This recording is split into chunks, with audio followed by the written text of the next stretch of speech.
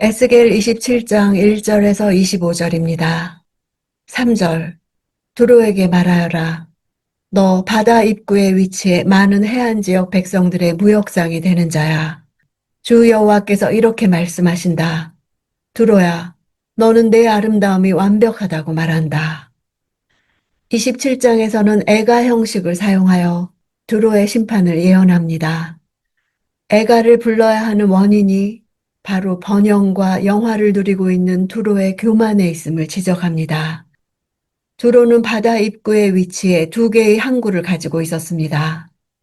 이집트 항구와 시돈 항구였는데 이집트 항구는 인공적으로 조성된 것이었고 시돈 항구는 천연적 항구였습니다. 두로는 천혜의 입지 조건과 자신의 활동을 통해서 지중해 일대의 무역과 경제 활동을 장악했습니다.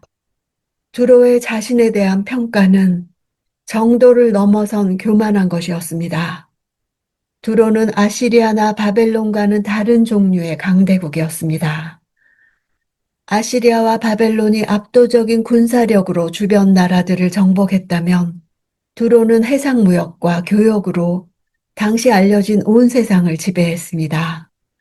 뛰어난 항해술과 능숙한 중개무역을 무기로 두로는 엄청난 부를 축적했습니다. 바다에 관한 한 두로는 거의 독보적이었습니다. 바다를 통해 세상의 재물을 끌어모으고 바다의 보호를 받기에 두로의 번영과 안전은 보장된 것처럼 보였습니다. 두로는 자랑할 만했으나 민족들의 운명을 결정하시는 여호와 앞에 두로의 자랑은 징벌을 자초하는 교만이었습니다. 4절.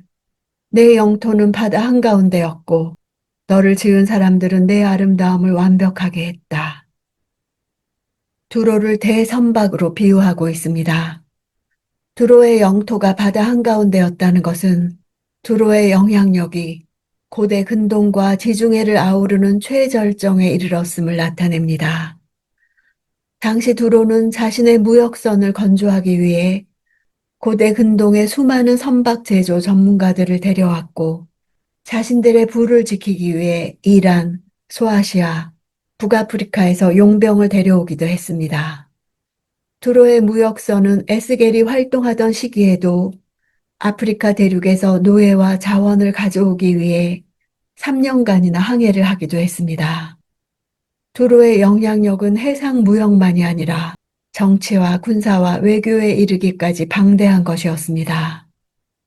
너를 지은 사람들이란 두로라는 아름다운 배를 지은 두로의 역대 왕들을 의미한다고 볼 수 있습니다. 8, 9절. 시돈과 아르와 사람들은 내 사공이었고 내 기술자들은 배에 올라 내 선원이 됐다. 그 발의 숭령공들과 기술자들은 배의 틈을 막으려고 배 위에 올랐다. 바다의 모든 배들과 그들의 선원들은 내 상품을 사려고 왔다. 시돈은 베니게에서 가장 오래된 도시로 한때는 시돈이 베니게 지역의 모든 도시들의 모항이라고 불리우기도 했지만 당시에는 지중해 연안의 상권을 장악한 두로에 의해 지배를 받았습니다. 시돈의 숙련되고 거친 선원들은 돈을 벌기 위해 화려한 두로 상선의 선원이 되었습니다. 아르와 사람들은 거칠고 용맹한 선원들로 유명하여 두로의 용병으로 가기도 했습니다. 그발 사람들은 솔로몬이 성전을 지을 때 돌을 다듬는 숭령공으로 와서 일을 했었습니다. 이들은 두로의 배에 물이 스며들지 않도록 틈을 막는 일을 했습니다. 그발은 두로로부터 무려 100km나 떨어진 먼 도시였기에 두로의 국부가 얼마나 컸는지 짐작하게 합니다. 10절. 페르시아, 룻, 붓 사람들은 내 군대의 용병이 돼 방배와 투구를 내게 걸고 그들은 내게 영광을 주었다. 여기에 페르시아는 제국으로서 면모를 갖추기 전에 작은 부족 국가를 가리킵니다. 페르시아와 룻과 붓의 군인들은 전투에 매우 능숙하고 뛰어난 용사들로서 두로의 용병으로 팔려와 두로 상선의 안전을 책임지는 역할을 했던 것입니다. 이처럼 두로는 동쪽의 메소포타미아 지역에서 남쪽의 북아프리카에 이르는 방대한 지역에서 최고의 용사들을 돈을 주고 사와 자신의 부를 지키게 했던 것입니다. 그들의 탁월한 전투 수행 능력은 두로의 위상을 높이는 역할을 했습니다. 12절. 다시스는 내 많은 물건들을 보고 내 무역상이 됐으며 그들은 내게 은과 철과 주석과 납을 주고 내 물건들을 교육했다. 12절에서 25절에 걸쳐 두로와 해상무역을 했던 교역국과 도시 민족들의 이름과 그들의 수출입 품목이 자세하게 묘사됩니다. 다시스라는 이름은 재련소라는 뜻입니다. 이름과 어울리게 두로와 교역을 행하는 품목은 은과 철과 주석과 납과 같은 금속 제품들이었습니다. 은은 고대 중근동 지역에서 화폐로 사용되는 값비싼 광물이었습니다. 13절. 야완, 두발, 메색은 내 무역상이 돼 내 상품을 사람 목숨과 청동으로 만든 그릇과 맞바꿨다. 사람 목숨이라 표현한 것은 사람을 물건처럼 팔고 사는 인신매매를 말하는 것입니다. 전쟁에서 패한 나라의 백성들이나 해적들에 의해 끌려온 상인들, 오지에서 잡혀온 원주민들을 두로로 데려와 무역 물품으로 팔아넘긴 것입니다. 청동은 금과 나무의 중간 정도의 가치로 여겨졌습니다.